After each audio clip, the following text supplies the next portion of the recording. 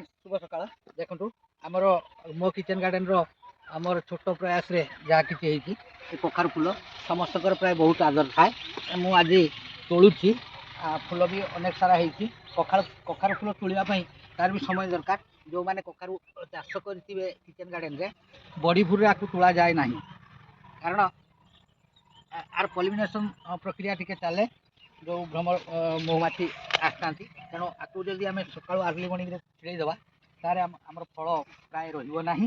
तेणु ताको 7-8टा बेले तोड़े ठीक आउ ता छड़ा मो बाड़े महुमाछी प्राय रोच 2-3टा बाक्स अच्छी तेणु महुमाछी ये भी गोटे सपोर्ट आज से महु नहीं था तेणु आपको आज आमर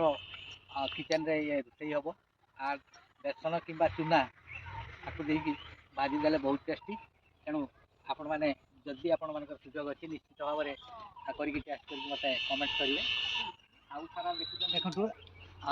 मुझे सारा फूल आज तोड़ली किसी फूल छाड़देली कहीं तार फीमेल फूल भी रही